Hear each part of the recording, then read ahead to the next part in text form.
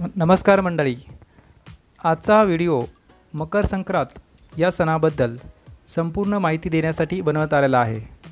मकर संक्रांत हा सण खरं तर 3 दिवसाचा असतो। पहिला दिवस भोगी, दुसरा दिवस मकर संक्रांत आणि तिसरा दिवस किंक्रांत असे 3 दिवस हा सण साजरा केला जातो। तर आपण तिन्ही दिवसांविषयी क्रमक्रमाने माहिती जाणून घेणार आहोत। पहिल्यांदा जाणून घेऊया भोगी या दिवसाविषयी। मकर संक्रांतीच्या आदल्या दिवसाला भोगी असे म्हणतात।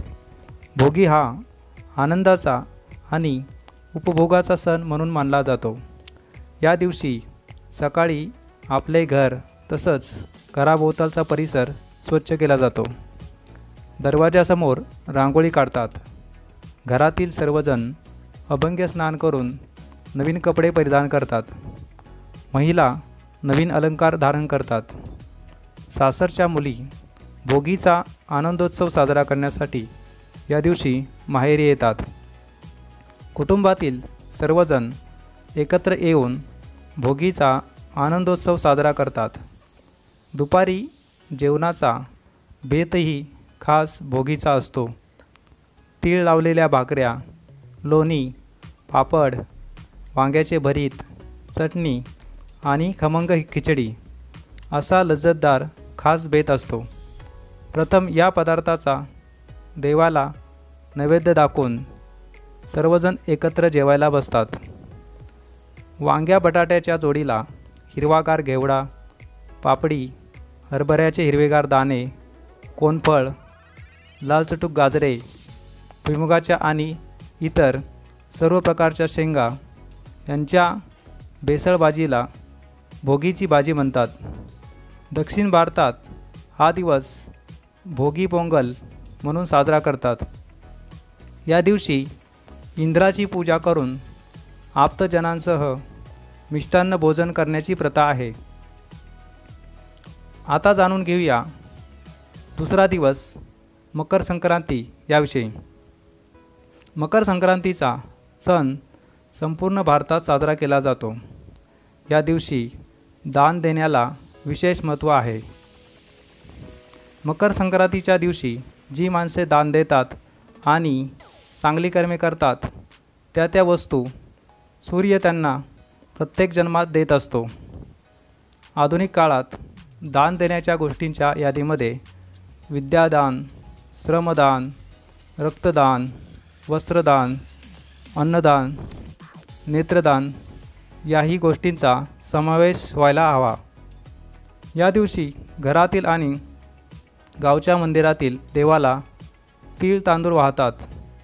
सुगडात गहू, उसाचे तुकडे, हळकुंडे, कापूर, बोरे, द्रव्य इत्यादी वस्तू घालून ते दान देण्याची प्रथा आहे। मकर संक्रांतीच्या दिवशी नववधूला हलव्याचे दागिने घालून जावयाला तिळगुळ आणि आहेर देण्याची पद्धत महाराष्ट्रात आहे। तिळावर साखरेचा पाक चढवून हलवा करण्याची प्रथा आहे। या दिवशी महिला एकत्र येऊन हळदी कुंकू समारंभ करतात, तिळगुळ वाटतात। महाराष्ट्रात अशा समारंभात प्रत्येकीला काहीतरी वस्तू भेट देण्याची प्रथा आहे। या दिवशी महिला काळे वस्त्र परिधान करतात। मकर संक्रांतीचे दिवस हे थंडीचे असतात। काळ्या रंगाचे वस्त्र हे उबदार असते। काळ्या मोठ्या रात्रीला निरोप देण्याच्या उद्देशानेही असे काळ्या रंगाचे वस्त्र नेसण्याची प्रथा पडली असावी। मकर संक्रांतीचा सण हा स्नेहवर्धनाचा तसेच आनंदाचा सण म्हणून साजरा केला जातो। एकमेकांना तिळगुळ वाटले जातात। थंडीच्या दिवसात तीळ हे अधिक आरोग्यदायी असतात। फॉरगिव्ह अँड फॉरगेट हा संदेश या सणाद्वारे दिला जातो। जीवनात आनंद फुलवण्याचा प्रयत्न केला जातो। महाराष्ट्रात या दिवशी लहान मुलांनाही हलव्याचे दागिने घालून बोरनान करण्याची प्रथा आहे। बंगालमध्ये या दिवशी काकवीत तीळ घालून तिळवा नावाचा पदार्थ तयार करून इष्टमित्रांना देतात। तसंच तांदूळाच्या पिठात तूप साखर मिसळून पिष्टक नावाचा पदार्थ तयार करून तोही वाटतात। मकर संक्रांतीच्या दिवशी प्रयाग इथे मोठी यात्रा भरते अनेक भाविक गंगास्नान करतात। दक्षिणेतील ताम्रपर्णी नदीमध्ये स्नान करण्यासाठी अनेक लोक तिरुवनवेली जिल्ह्यामध्ये जात असतात। हिमालयाच्या सरोवर भागात या दिवशी पिठाचे पक्षी करून ते तुपात तळतात व लहान मुलांच्या गळ्यात बांधतात। दुसऱ्या दिवशी ते पक्षी कावळ्यांना खाऊ घालतात। दक्षिण भारतात हा दिवस सूर्यपोंगल किंवा पेरुम पोंगळ म्हणून साजरा करतात। या दिवशी अंगणात दुधातही तांदूळाची खीर शिजवतात। खिरीला उकळी आली की पोंगल व पोंगल म्हणून ओरडतात। मकर संक्रांतीच्या दिवशी संक्रांती देवीने संकारसूर या राक्षसाचा वध करून सर्व लोकांना सुखी केले अशी कथा आहे। आता जाणून घेऊया मकर संक्रांतीचा तिसरा दिवस किंक्रात याविषयी। संक्रांतीचा तिसरा दिवस किंक्रात म्हणून साजरा करतात। संक्रांती देवीने मकर संक्रांतीच्या दुसऱ्या दिवशी किंक्रासूर नावाच्या राक्षसाला ठार मारले आणि त्याच्या जाचातून प्रजेला मुक्त केले, म्हणून हा दिवस किंक्रात म्हणून पाळला जातो। पंचांगात हा दिवस करीदिन म्हणून दाखवलेला असतो। हा दिवस शुभ कार्याला घेतला जात नाही। या दिवशीही स्त्रिया हळदी कुंकू समारंभ साजरा करतात। दक्षिण भारतात किंक्रांतीचा दिवस मट्टू पोंगल म्हणून साजरा करतात।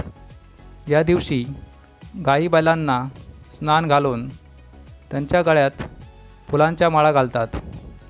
त्यांच्या शिंगांना बेगड लावून त्यांना सजवतात। गुरांना दुपारी गोडधोड जेवण घालून दिवसभर त्यांना मोकळे सोडतात। संध्याकाळी त्यांची गावातून मिरवणूक काढतात। त्यानंतर नृत्य गायनाचा कार्यक्रमही केला जातो।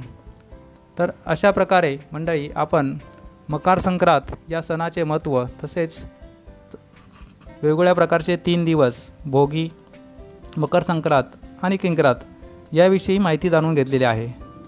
आपल्याला ही माहिती आणि हा व्हिडिओ आवडला असेल तर व्हिडिओला लाईक करा, जास्तीत जास्त लोकांपर्यंत शेअर करा आणि हा चॅनल नक्की सबस्क्राईब करा। धन्यवाद।